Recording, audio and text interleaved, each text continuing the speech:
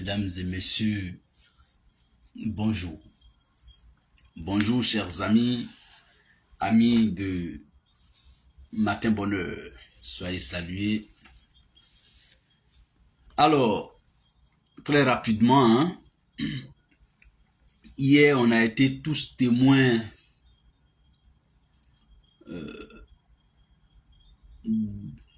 d'un autre retour de Soutoussoul devant les tribunaux du régime d'Alassane Ouattara. Ça fait, nous-mêmes on ne sait, moi-même franchement je ne sais plus, ça fait combien de fois, je n'ai pas vraiment pensé à ça parce que ça fait déjà trop. Et pourquoi Soutoussoul n'est toujours pas jugé? Pourquoi Soutoussoul n'est toujours pas jugé? Et mon avis là-dessus est très simple. Soutoussoul ne sera même pas jugé. Donc, je pourrais même dire pourquoi Soutoussoul ne sera pas jugé. Mais on va pas d'abord faire des... on va pas lancer déjà des courriers. On va dire ce qui est actuellement. Actuellement, il n'est pas encore jugé. Parlons de ça. Mais pourquoi il n'est toujours pas jugé pour une affaire aussi simple que ça? Je vous rappelle que l'affaire qui le traîne aujourd'hui devant la justice, l'affaire pour laquelle il retourne toujours devant la justice, a déclenché depuis 2019. Plus précisément depuis décembre, sinon le 23 décembre 2019. Ça va nous faire bientôt, dans quelques jours, 5 ans révolus. 5 ans, bien compté, que cette affaire est devant la justice ivoirienne. Mais les juges n'ont pas encore trouvé le nœud où il faut attacher Soutoussoul. Il a fait plus de 4 ans en prison pour une affaire qui a été concoctée rapidement et puis voilà. Mais pour une affaire qui date de 2008, 2007-2008, déclenchée en 2019, ça fait 5 ans que l'affaire a déclenché. Sinon, c'est depuis 2008 que cette affaire de maison a été ficelée. Quand Guillaume Soro était Premier ministre de Côte d'Ivoire et Soutoussoul son directeur du protocole. Des années après, Alassane devient président de la République. Des années après, Alassane poursuit Soutoussoul pour cette affaire. Mais jusqu'à aujourd'hui, ça nous fait la énième fois hier que Soutoussoul revenait devant les juridictions pour s'expliquer. Mais jusqu'à présent, le jugement n'a pas encore lieu. Bon, vous êtes intelligent que moi. Ça, je ne doute même pas, il n'y a pas de problème, c'est ça. Parce que ceux qui nous suivent là, moi je respecte beaucoup ceux qui nous suivent. Parce que moi-même, quand je suis quelqu'un, même son regard, ses gestuels, je les décortique, je les analyse. Et je peux tirer du véritable sens dans ce qu'il dit et dans ce qu'il fait. Ou même dans son regard. Lui là, oh, il n'est pas sincère. Il y a des choses qui ne trompent pas. Toi, ça peut te tromper. Mais ceux qui t'écoutent, ceux qui te suivent, ça ne les trompe pas. Ils sont très intelligents. J'ai fait l'expérience de ça. Nous qui suivons cette affaire de Soutoussoul là, on est déjà convaincus qu'on est convaincus. Que eux-mêmes là, ils sont convaincus de ce qu'ils font. Mais ils savent véritablement qu'ils ne peuvent pas le juger. Et qu'ils ne savent pas comment le juger. Voici tout le problème. Donc le procès est une énième fois reporté en janvier. Je crois le 28 ou le... je sais pas trop. En tout cas en janvier 2025. Donc dans 1 an encore. Parce que on est en 2024. Donc si on te juge en 2025, c'est dans 1 an on va te juger. Et il ne sera pas jugé en janvier. En fait, voici un régime, si vous les suivez très bien, qui pose des actes avant de s'appeler pour vous dire, ben, ça là même là-haut. Bon, on va terminer ça là comment? Moi, quand je suis le comportement du RHDP là, ça n'a rien de différent d'un gamin qui gâte et puis regrette. Ou bien qui agit avant de réagir. Qui agit, qui réagit avant de penser, avant de réfléchir. Le RHDP aujourd'hui ne sait pas comment juger Soutou Toussoul. Dans cette affaire de villa de Soro Guillaume là. Ils vont, bon, enfin, vous avez gracié quelqu'un c'était en février de 2024 là. Il est sorti. Quelques jours après, on le reconvoque pour une affaire que son patron a même été déjà jugé. Pour laquelle son patron a été déjà jugé. Mais lui aujourd'hui là, on ne trouve pas l'angle sur lequel on va juger Soutou Toussoul. Je vous rappelle que cette affaire de villa, recel, détournement, Soro Guillaume a déjà été jugé il y a longtemps.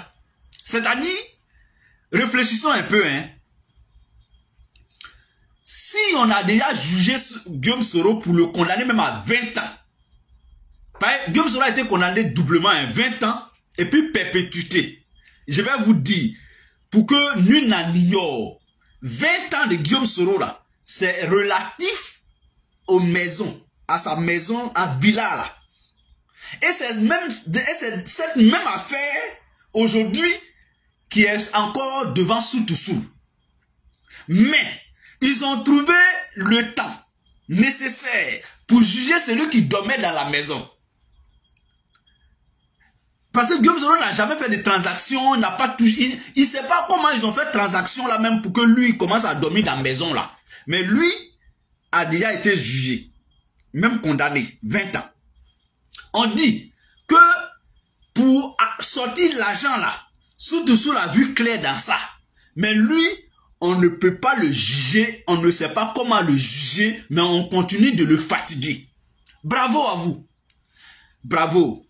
En fait, quand Soutou Toussoul est sorti de la prison, il a pris la Côte d'Ivoire, c'est-à-dire, l'actualité était braquée sur Soutou Toussoul. C'est-à-dire, son domicile était devenu un lieu de culte, un lieu de pèlerinage. Il fallait aller prendre des bénédictions, des grâces pour ne pas le diviniser.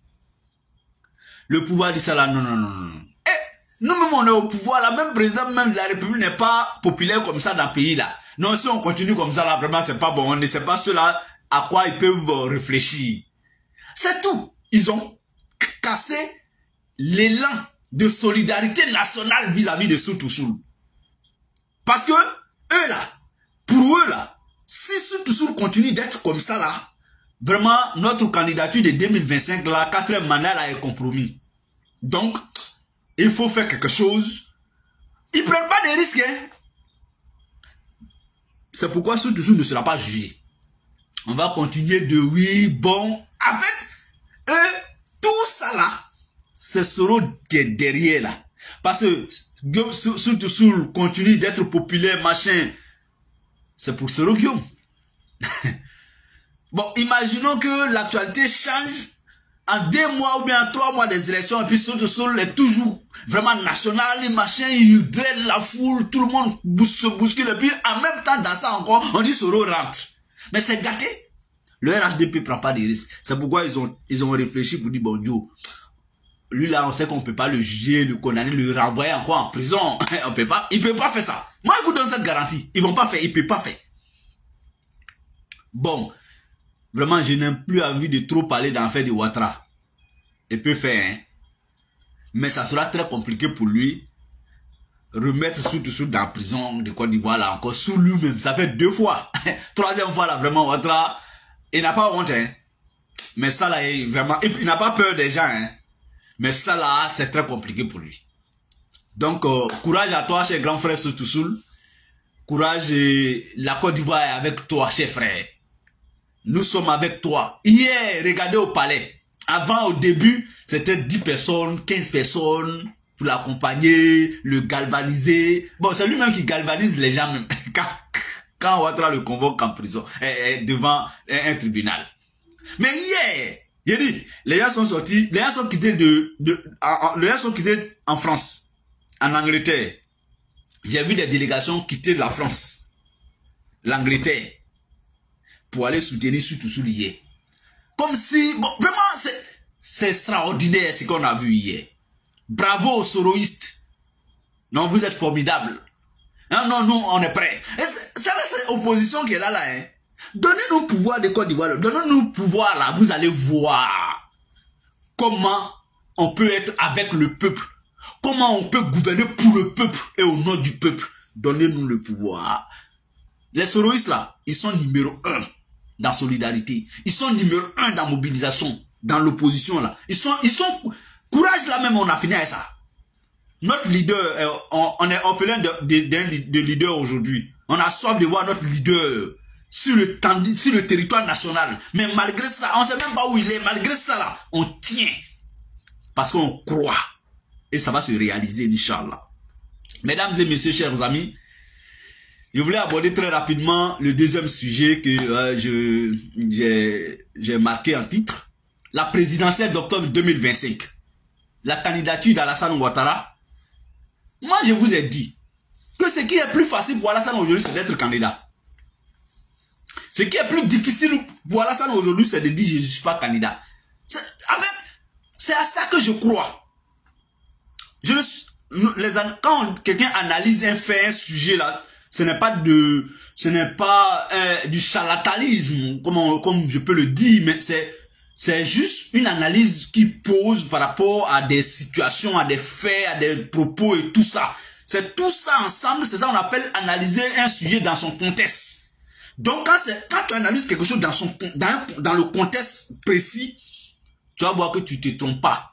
Même si demain il dit je ne suis pas candidat, je n'ai pas dit qu'Alassane ne va jamais dire ça. J'ai dit et je répète. Je continue de croire que moi je continue de croire que ce qui est très facile aujourd'hui pour Alassane, c'est de dire je vais rempiler pour terminer ce que j'ai commencé. Parce que tous les 5 ans, lui, il veut terminer ce que lui commence. Tu peux jamais terminer ce que tu as commencé dans une gouvernance. C'est pas possible. Soit tu quittes le pouvoir dans des conditions calamiteuses, soit tu quittes le pouvoir dans des conditions naturelles. Et tout le monde sait qu'est-ce que c'est qu'une condition naturelle pour quitter le pouvoir.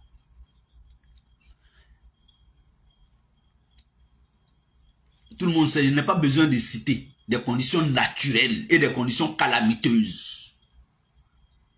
Un jour, tôt ou tard, ça va finir par surprendre que Alassane n'est plus président de la Côte d'Ivoire. Ça sera un matin, un midi, un après-midi ou une nuit. Ça là, notez-le. Je n'ai pas donné date, ni époque, ni période. J'ai dit, Alassane Ouattara ne sera plus président de la République de Côte d'Ivoire, soit un matin, bonne heure, un jour à midi chaud, ou bien pendant qu'on dort, et puis on se réveille, quelqu'un d'autre est président de la République de Côte d'Ivoire. Ça sera ça un jour. Donc ça va finir. Adjoumani a dit, et je cite, que eux, ils n'ont même pas de candidat naturel. Quand les gens disent candidat naturel, eux, c'est pas pour eux, c'est pas candidat naturel, mais c'est candidat normal du parti. Et que lui, il sait que personne au RHDP ne peut... Est-ce que vous avez entendu quelqu'un au RHDP dire que je suis candidat? Il dit, il n'a qu'à sortir pour venir dire. Il dit, si quelqu'un vous a dit un jour, quand un cadre du RHDP vous a dit un jour qu'il est candidat, c'est que c'est devant sa femme. On va l'écouter et puis on va donner une brève analyse sur ça avant de clore.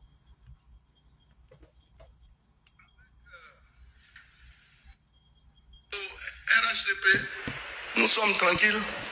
Nous sommes passés partout dans la Côte d'Ivoire profonde avec les militants du RHDP pour dire que notre candidat, ce n'est même pas un candidat naturel, parce que j'ai vu un journal titré aujourd'hui, le candidat naturel peut ne pas être candidat. Mais nous, on n'a pas de candidat naturel. Écoutez très bien. Nous, on a un candidat qui est effectif. C'est le président Alassane Ouattara.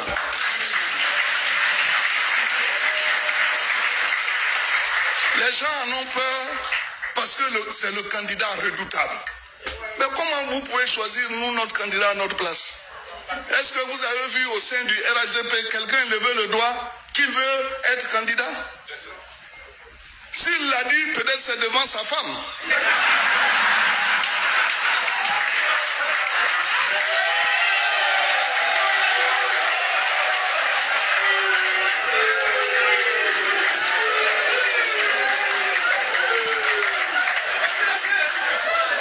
Parce que quand on est dans sa chambre avec sa femme, pour se faire valoir, on va dire « je suis candidat ». Mais il faut venir le dire dehors, on va te voir. Donc nous, notre candidat, pour l'opposition qui ne le sait pas. En fait, c'est cette partie-là que je voulais vous faire partager. Est-ce que vous avez vu ou entendu un cadre du RHDP publiquement dit que je veux être candidat? Et d'ici, il a dit, c'est que c'est devant sa femme, qu'il saute pour venir dire ça, on va voir. Ça, c'est le porte-parole principal du RHDP qui s'exprime ainsi sur la candidature au sein du RHDP. C'est un aveu. C'est un aveu.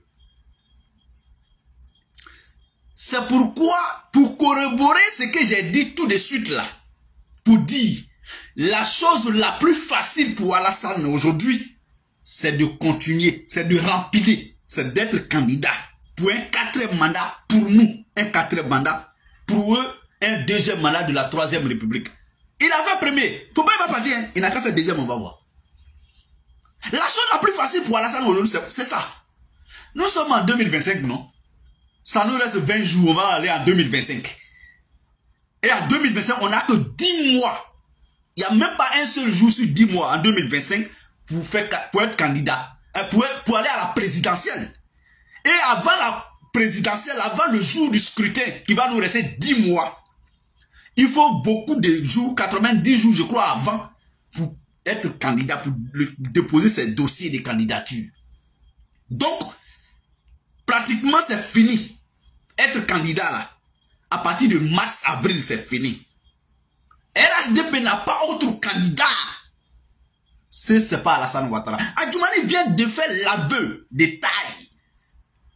C'est de la dictature au sein du RHDP. Tu ne peux pas être candidat. C'est pourquoi Père à son âme, Ahmed Bakayoko a été très mal à l'aise quand, après la mort d'Amadou Gon, Alassane Ouattara l'a contraint pour venir faire une déclaration publique avec les cadres du district du Woroba autour de lui pour dire nous soutenons la candidature d'Alassane Ouattara. Il n'avait même pas besoin. Est-ce que c'est ce qui s'est fait quand Amadou Gon devrait être candidat? Non. Alassane les a contraints parce que Ahmed Bakayoko voulait être candidat après le décès d'Amadou Gon Coulibaly. Ahmed pensait que c'était son heure. Alassane lui a volé son pouvoir. Ce que je sais, Alassane a volé la place d'Ahmed Bakayoko en 2020, après le décès d'Amadou Gon Coulibaly. Il n'y a même pas de débat. Qui était là ce jour-là pour gagner Ahmed Bakayoko dans les urnes? Il n'aurait même pas de désobéissance civile si Ahmed Bakayoko était candidat en 2020. Après le décès d'Amadou Gon, il n'aurait pas eu de désobéissance civile, on est d'accord. Parce que c'était pas un 4e mandat ou un 3e mandat que Ahmed venait faire. C'était un premier mandat. Il n'avait pas été poursuivi, il n'est rien du tout. Ahmed était mieux placé qu'Amadou Gon. Moi, il y a un cadre du RHDP qui m'a dit, oui, Ahmed voulait être candidat après le décès d'Amadou Gon Coulibaly. Alassane lui a dissuadé et l'a contraint à faire une déclaration publique. Mais c'est ce qui se passe toujours au RHDP. Je vous dis, Alassane Ouattara sera candidat et c'est ce qui est plus facile pour lui. Sinon, renoncer à cette candidature est extrêmement difficile pour Alassane Ouattara. Il n'a pas dit peut pas, hein, mais c'est à son corps défendant. C'est la mort dans l'âme qui le fera. Adjoumani veut dire qu'il n'y a pas de garçon, tant que Alassane est là, qui n'a pas encore parlé, il n'y a pas de garçon pour rêver à être candidat. Ça veut dire que le RHDP meurt le jour où Alassane Ouattara n'est plus président de la République de Côte d'Ivoire. C'est ce que ça veut dire. Ah, on leur dit ça, ils ne comprennent pas. Et pourtant, Adjumani vient de l'avouer dans un autre langage. Que nous, on comprend. Que nous, on veut vous faire comprendre. Mais est-ce que quand on est mouton, ça veut dire, quand un être humain se moutonise, il faut avoir au moins un petit sens de discernement. Mesdames et messieurs, chers amis, c'était notre matin bonheur du jour. Méditons ensemble sur ce qui est arrivé, sur ce qui va arriver au RHDP très très bientôt. Méditons ensemble sur l'après Alassane Ouattara. En tout cas, nous sommes l'avenir de la Côte d'Ivoire. Je peux vous le rassurer, Inch'Allah. Inch'Allah. Inch'Allah. Portez-vous bien, bonne journée. Dans cette vidéo de l'Océanie Kibafori que je viens de vous montrer, une question est simple. Pourquoi Saul Toussoul n'est toujours pas jugé? Et moi, cette question me fait rire parce qu'à côté, il y a Damana Adjapikas qui vient de faire quelques jours en plein jugement et on a encore renvoyé ça, je crois, en janvier. Alassane Ouattara, voyant donc venir les élections, est en train d'intimider l'opposition. Saul Toussoul a fait quoi? Moi, je ne comprends pas. Vous allez envoyer quelqu'un en prison pendant quasiment 11 années. Et sur votre décision personnelle en tant que président de la République, vous allez décider de gracier ce dernier. C'est-à-dire effacer les fautes qu'il a commises, mais sans toutefois les pardonner. On a compris, c'est ça la différence entre la grâce et l'admissible. Parce que la grâce présidentielle, elle efface vos fautes, mais le pays ne vous pardonne pas. Pourtant, une admissible, ça efface toutes vos fautes et le pays vous pardonne. Ce qui vous permet encore de vous servir de vos droits civiques. Mais Saul Toussoul là ne peut pas voter, il ne peut rien faire. Et alors qu'il vient d'être gracié, Alassane Ouattara ouvre encore un autre procès contre lui. Vous pensez que c'est pourquoi? Tu grâces une personne qui a fait 11 ans en prison. Quelques jours plus tard, alors qu'il est libre, tu ouvres un autre procès contre lui et tu cherches encore à l'envoyer en prison. Bon, ta grâce présidentielle cherche à quoi? En réalité, c'est une intimidation. Il libère des personnes, mais essaye d'avoir des moyens pour les tenir. Saul Toussoul, quand il est sorti, il a fait beaucoup de visites. Il a même rencontré le président Laurent Gbagbo, il a commencé à trop parler. Et Ouattara a compris que s'il continue à parler, il peut dire beaucoup de vérité. Il faut l'intimider avec un nouveau procès. Il sait donc qu'il a un procès et il parle moins. Parce que vous savez que ceux qui viennent au pouvoir apportant les armes ont tellement peur de ceux qui veulent venir en parlant. C'est-à-dire qu'il y a ceux qui viendront avec des armes à la main. Et il y a ceux qui ont pour seule arme, en fait, leur voix, ce qu'ils disent. Et l'opposition actuelle n'a que ça.